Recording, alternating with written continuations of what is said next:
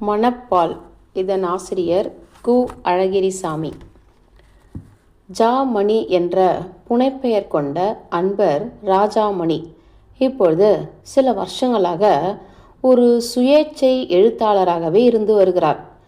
இதற்கு முன் அவர் பல பத்திரிகைகளில் உதவி ஆசிரியராகவும் துணை ஆசிரியராகவும் சிறிது காலம் ஆசிரியராகவும் இருந்து வேலை செய்திருக்கிறார். இத்தனை பத்திரிகைகளிலும் விட்டு அவர் விலகியது சம்பளம் பற்றாது என்ற காரணத்தினாலோ அந்தந்த மாத சம்பளம் அடுத்த மாத கடைசிக்குள் கிடைக்கவில்லை என்ற காரணத்தினாலோ அல்ல. காரணம் வேறு.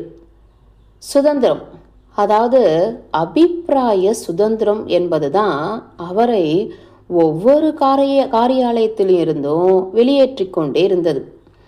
இப்பொழுது அவருக்கு வேலை கொடுக்க எந்த காரியாலயமும் தயாராக இல்லை. அவருடைய இன்றைய சுயேச்சை அந்தஸ்து அல்லது சுதந்திர வாழ்க்கை அவராக விரும்பி மேற்கொண்டது அல்ல, வலிய திணிக்கப்பட்ட ஒன்றுதான். அதனால அவர் சுதந்திரத்துக்கே அடிமையாகும்படி நேர்ந்துவிட்டது.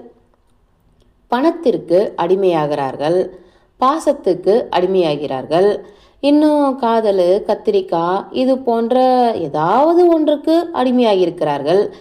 இது உலகத்தில் சகஜமாக இருக்கிறது.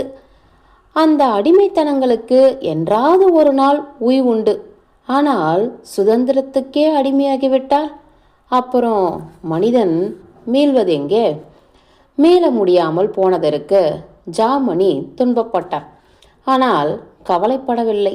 அதற்கு பதிலாக பெருமைப்படவே செய்தார்.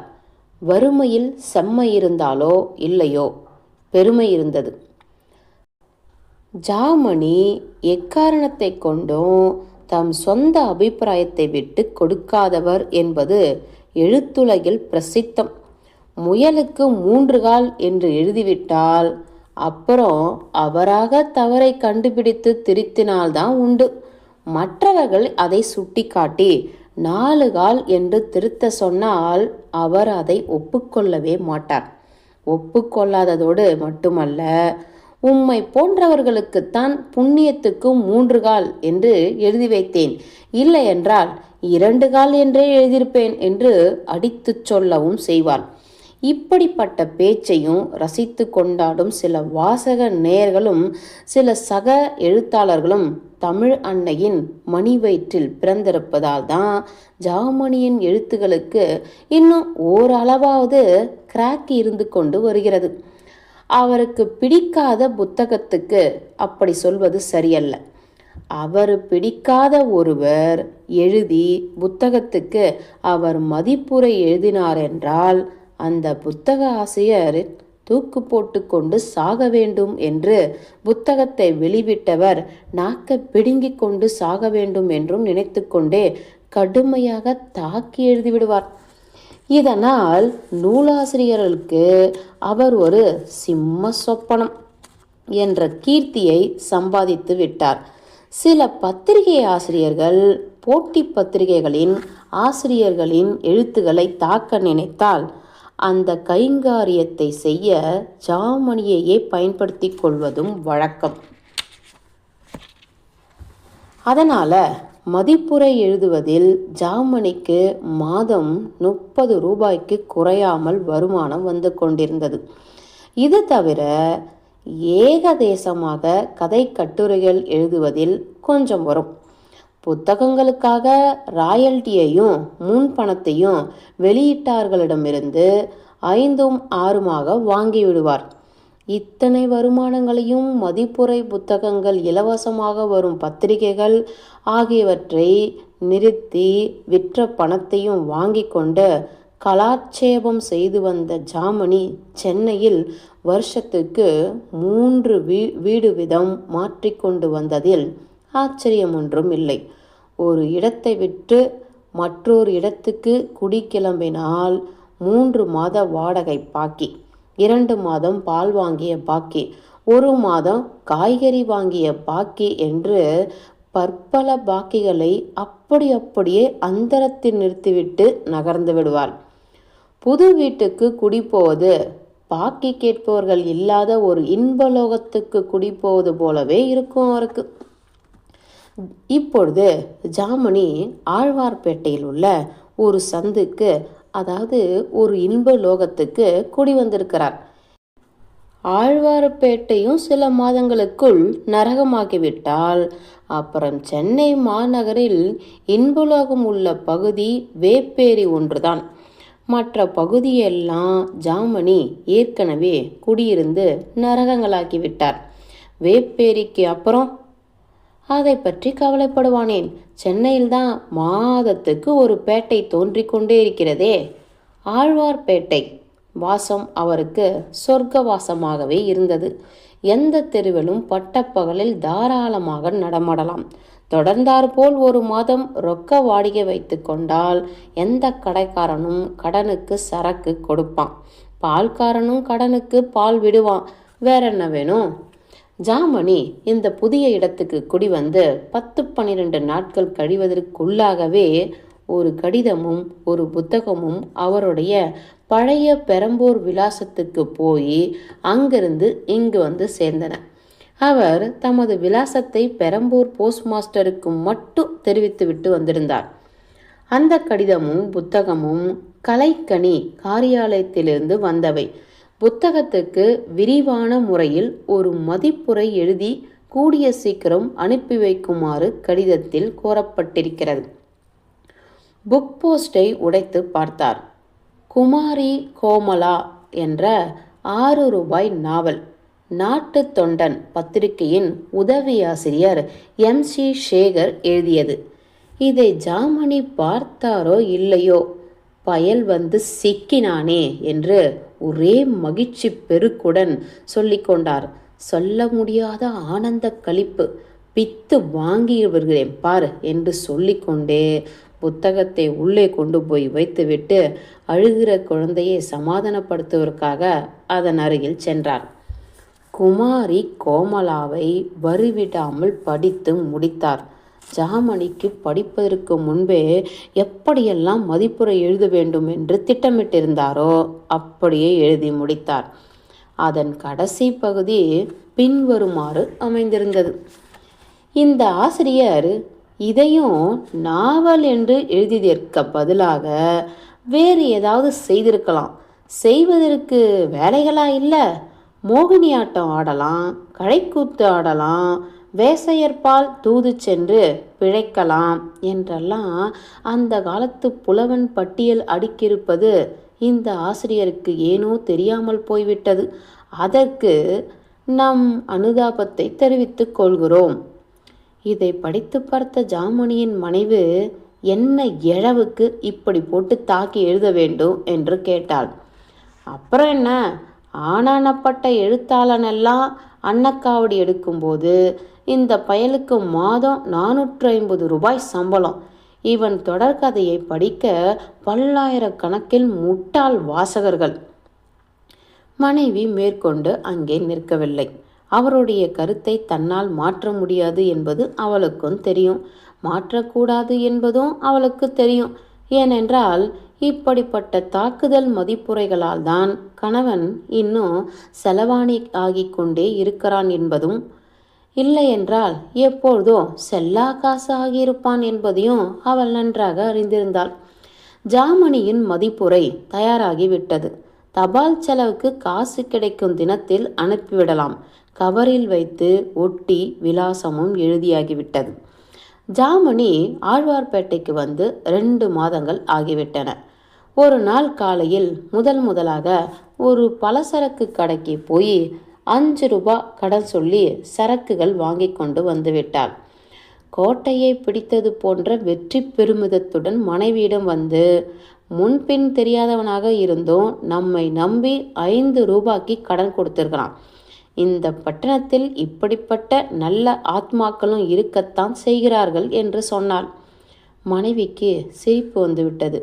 முன்பின் தெரிந்தவனாக இருந்தால் 5 நயா பைசா கூட கடன் கொடுத்திருக்க மாட்டான் என்பதுதான் சிரிப்புக்கு காரணம் என்பதை சொல்ல வேண்டியதில்லை. அன்றைய தினம் நல்ல விதமாகவே விடிந்தது. ஆனால் நல்ல விதமாக அஸ்தமிக்கவில்லை. சாயங்காலம் எங்கேயோ போய்விட்டு தெரு வழியாக வந்த ஜாமணியை ஏதோ ஒரு வீட்டு திண்ணையிலிருந்து வந்த ஒரு குரல் இடியைப் போல் முழுங்கி தடுத்து நிறுத்தியது. குரலின் வேகத்தை போட்டி போட்டு கொண்டு ஒரு ஆசாமி திண்ணையை விட்டு குதித்து அதிவேகமாக ஓடி வந்து ஜாமணியின் எதிரே நின்றான்.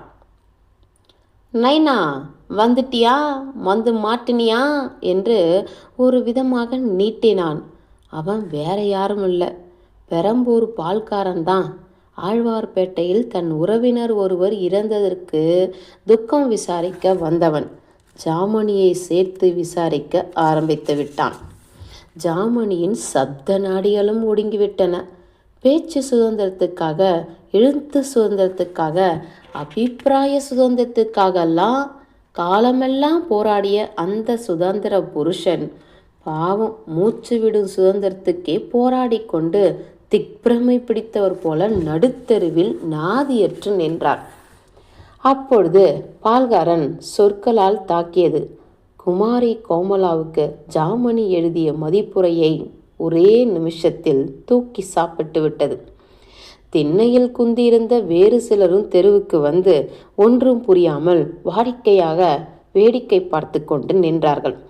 அந்த வழியாக போவோர் வருவோர், இரண்டு பக்கத்து வீடுகளிலும் குடியிருப்போர், காலையில் 5 ரூபாய்க்கு கடன் கொடுத்த பலசரக்கு கடைக்காரன், இத்தனை பேரும் வந்து கூடிவிட்டார்கள். பட்டாணி சுண்டலும் சோடா கிரஷும் விற்பவர்கள் வராத குறை ஒன்று தான். தெரு பிடிக்காத அந்த கூட்டத்தின் மத்தியில் ஜாமணி கற்சிலை போல் அசைவற்று நிற்க, பால்காரன் தமிழ் சொற்களாலும் திசை சொற்களாலும் வழக்கு சொற்களாலும் இன்னும் வாய்க்கு வந்த வெவ்வேறு சொற்களாலும் லட்ச அர்ச்சனை செய்து கொண்டிருந்தான். அவனுடைய வாய்மொழியின் மூலம் ஜாமணியின் பூர்வ சிரமத்தை பற்றி சில செய்திகள் பலசரக்கு கடைக்காரனின் காதில் கனல் போல் நுழைந்து புகுந்தன. எந்த ஜென்மத்தில் எவன் சொத்தை மோசம் பண்ணினோமோ என்று விடிந்ததும் விடியாதமாக இந்த படுபாவிக்கு 5 ரூபாய்க்கு சரக்குகளை தூக்கி கொடுக்கும்படி ஆகிவிட்டது என்று தன் தலைவிதியை நொந்து கொண்டு கடைக்கு போய் சேர்ந்தான். அப்பொழுது ஆபீஸ் வேலை முடிந்து வந்து கொண்டிருந்த MC சேகர், குமாரி கோமலாவின் ஆசிரியர், நம்முடைய தெருவில் என்றுமில்லாதவாறு கூட்டம் கூடியிருப்பதை பார்த்ததும் திகைத்தவராய் அருகில் வந்தார். வந்தவர் நடுநாயகமாக நிற்கும் ஜாமணியை பார்த்தார். ஜாமணியும் அவரை பார்த்தார். இந்த 2 பேரையும் பால்காரன் மாறி மாறி பார்த்தான். பரிச்சயமானவர்கள் போலிருக்கிறது. தெரிந்தவர்கள் முன்னிலையில் அவமானப்படுத்தினால்தான் ஏதாவது பிரயோஜனம் உண்டு என்று முடிவு கட்டி ஏற்கனவே செய்த அர்ச்சனைகளை மீண்டும் அடியிலிருந்து ஆரம்பித்தான். என்ன விஷயம் என்று கேட்டார் சேகர். பால்காரன் சொல்கிறான். சார், நீ கேளு சார் என்று ஆரம்பித்து, பெரம்பூர் வட்டாரத்தில் ஜாமணி குடியிருந்த போது தன்னிடம் 36 ரூபாய்க்கு பால் வாங்கிவிட்டு பணம் கொடுக்காமல் தலைமறைவாகிவிட்டதையும், அங்குள்ள பல கடைக்காரர்களுக்கு, அண்டை அயல் வீட்டுக்காரர்களுக்கெல்லாம் வாடகை குடியிருந்த வீட்டுக்கும் சொந்தக்காரனுக்கும் பட்டை நாமம் போட்டுவிட்டு கம்பி நீட்டதையும், அத்தனை பேரையும் அங்கே தலையில் கையை வைத்து கொண்டிருப்பதையும் விஸ்தாரமாக எடுத்து சொன்னது மைக்கில்லாமலே கூட்டத்தில் அத்தனை பேருக்கும் அக்ஷர சுத்திரமாக கேட்டது. உன் பாக்கி எவ்வளோ என்று சுருக்கமாக கேட்டார் சேகர். அதான் சொன்னேனே, 36 ரூபா. வீட்டு வாசலில் மாடு போட்டு கறந்து பால் விட்ட பாக்கி முழுசா 36 ரூபா என்றேன். 36 தானே, இந்தா பிடி, பேச்சை நிறுத்து என்று சொல்லிவிட்டு தம் சட்டைப்பையிலிருந்து 4 10 ரூபாய் நோட்டுகளை எடுத்து கொடுத்தார் சேகர். பால்காரன் 36 போக பாக்கி 4 ரூபாய் தட்சணமே அவரிடம் கொடுத்தான். ஜாமணி விடுதலையானார். அவர் அடியெடுத்து வைத்து நடக்கும்போது பால்காரன் அவரை உச்சியிலிருந்து உள்ளங்கால் வரை ஒரு முறை ஏற இறங்க பார்த்து ஒரு தினுசாக செருமிக்கொண்டே வீட்டு திண்ணையை நோக்கி நடந்தான். கூட்டம் கலையத் தொடங்கியது. பணத்தை கொடுத்த சேகர் ஒரு நிமிடம் கூட அங்கே நிற்காமல் தம் வீட்டை பார்த்து போய்விட்டார். அந்த ரசக்குறைவான கட்டத்தில் ஜாமணியுடன் நின்று பேச அவர் விரும்பவில்லை. ஜாமணியும் நடையை கட்டினார். அவருக்காக வேறு யாரோ ஒருவர் பணம் கொடுத்து உதவ தயாராக இருக்கிறார் என்று அன்றிரவு பலசரக்கு கடைக்காரன் கேள்விப்பட்டான். அப்பொழுது அவனுக்கு கொஞ்சம் நம்பிக்கை பிறந்தது, உயிரும் வந்தது. வீட்டுக்கு போன ஜாமணி சாப்பிட்டு விட்டு தாம் முன்பு எழுதி வைத்திருந்த மதிப்புரை எடுத்து திரும்பவும் ஒரு முறை படித்து பார்த்தார். கொஞ்சம் சங்கடமாகத்தான் இருந்தது.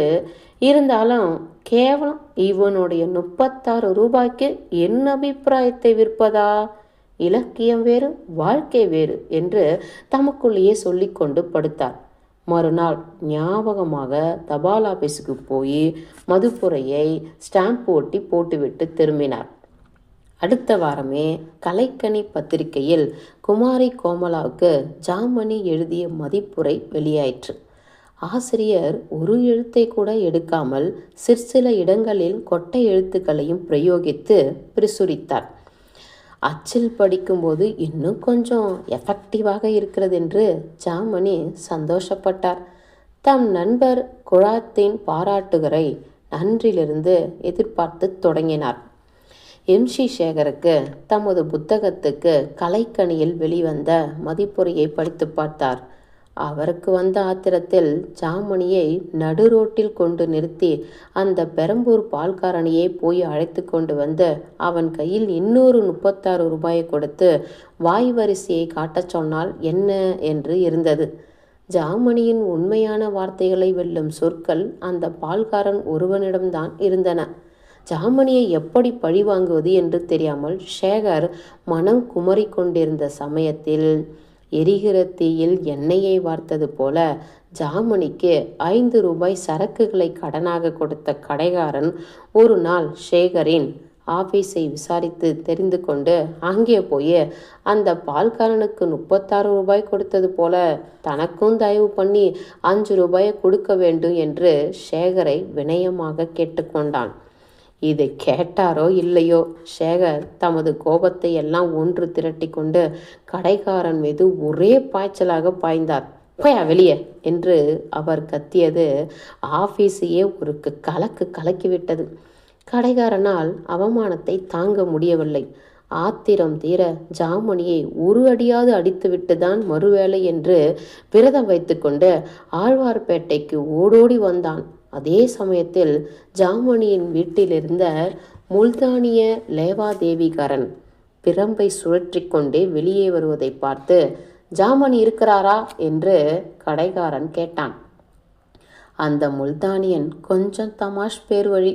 அதனால் தன் கடன் வசூலாகாத துக்கத்தையும் பொருட்படுத்தாமல் சிலேடையாக பேச ஆரம்பித்து விட்டான்.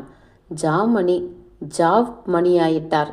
எங்கே ஜாப் பண்ணினாரோ அவர் மனைவிக்கே தெரியவில்லை என்று சொல்லிவிட்டு சிரித்தான். இதில் சிரிப்பு என்ன வேண்டி கிடக்கிறது என்று அவனை மனசுக்குள்ளேயே கடிந்து கொண்டு கடைக்கு திரும்பினான் கடைக்காரன். கடைசியில் ஆழ்வார்பேட்டையும் ஜாமணிக்கு நரகமாகி விட்டது. அதற்கு அடையாளமாக தெருக்களில் பகல் நடமாட்டம் நின்று போய்விட்டது. வேப்பேரியில் வீடு தேடி கொண்டிருப்பதாக தம் மனைவியிடம் ஒரு நாள் சொன்னார். வேப்பேரி அவருக்கும் அவர் மனைவிக்கும் தன்னம்பிக்கை முனையாக இருந்தது. ஒரு நாள் இரவு 7-7:30 மணி இருக்கும். MC சேகர் தம் வீட்டில் உட்கார்ந்து ஏதேதோ எழுத்து வேலையில் ஈடுபட்டிருந்தார். அப்பொழுது நம்ப முடியாத ஒரு அதிசயம் நடந்தது. சேகரால் 5 நிமிஷம் வரை தன் கண்களையே நம்ப முடியவில்லை. அவருடைய கையில் இருந்த பேனா தானாகவே பிடிப்பின்றி நழுவி கீழே டொக் என்று விழுந்தது. அப்பொழுது கூட சேகருக்கு சுயநினைவு வரவில்லை. திறந்த வாய் மூடாமல் பார்த்த கண்கள் பார்த்தபடியே உட்கார்ந்து போனார். உள்ளே வரலாமோ என்று கேட்டுக்கொண்டே ஒரு அசட்டு புன்னகையோடு நெருங்கி வந்து கொண்டிருந்தார் ஜாமணி. சேகருக்கு பயமே உண்டாகிவிட்டது. எழுத்தாளர்களுக்கெல்லாம் சிம்ம சொப்பனம். தம் வீட்டுக்கு இதற்கு முன் என்றுமே வராத ஆளு.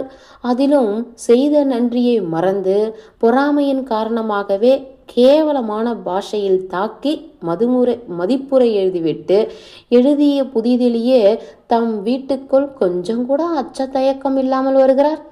இப்படிப்பட்ட யமகாதகனுக்கு பயப்படாமல் என்ன செய்வது? ஒரு முக்கியமான காரியமாக வந்திருக்கிறேன். ரொம்ப நேரம் பேசி உங்கள் வேலையை கெடுக்க நான் விரும்பவில்லை. சுருக்கமாக சொல்லிவிடுகிறேன். மௌனம். எனக்கு ஒரு 25 ரூபாய் வேண்டும். அவசர தேவை. சேகர் அதிர்ச்சியடைந்து நாற்காலியில் சாய்ந்தார்.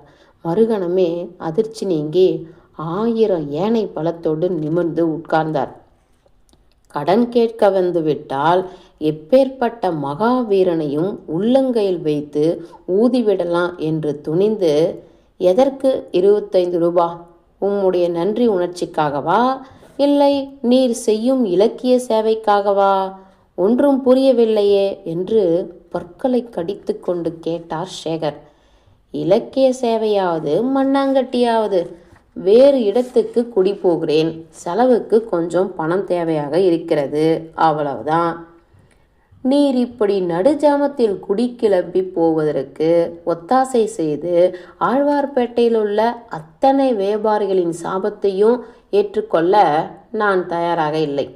நீர் சுயேட்சை எழுத்தாளர் இல்லையா? யாருக்கும் எந்த விதிக்கும் எடுபடாத கட்டுப்படாத சுதந்திர புருஷர். நானும் அடிமை.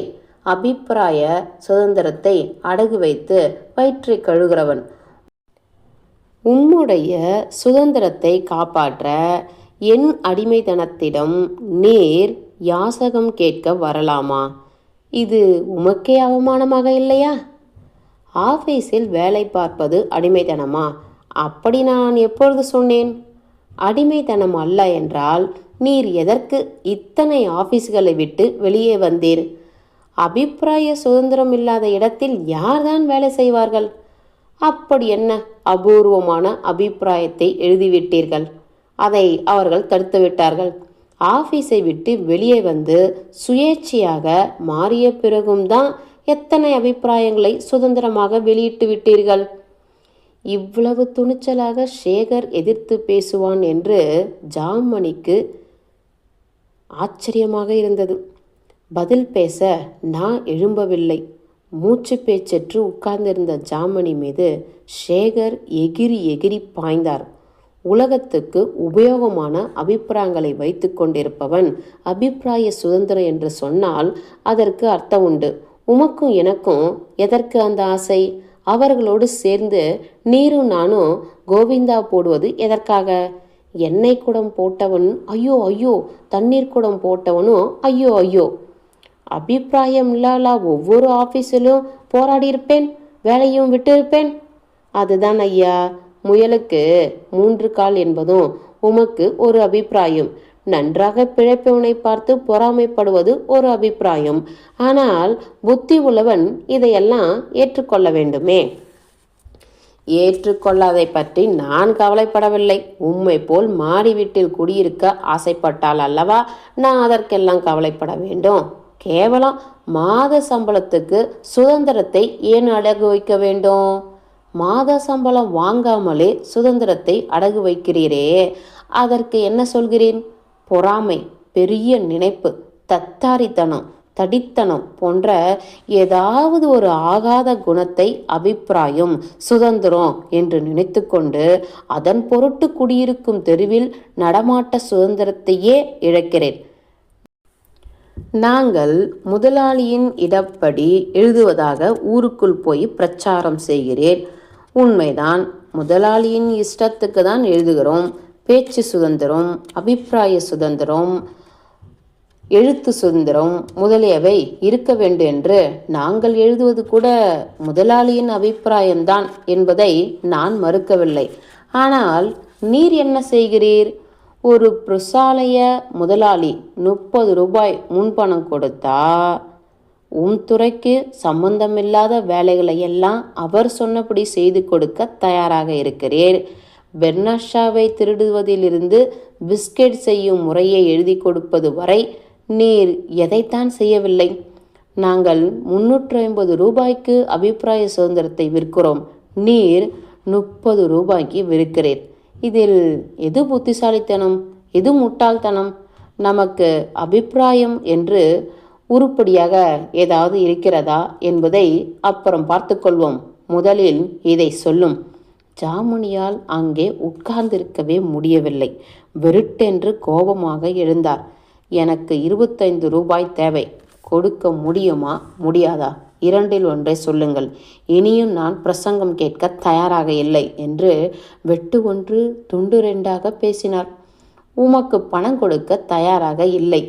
நீர் குமாரி கோமலாவுக்கு 200 மதிப்புரை எழுதினாலும் சரி, புறப்படும் என்று விடை கொடுத்தார் சேகர். ஜாமணி வெளியே போய்விட்டார்.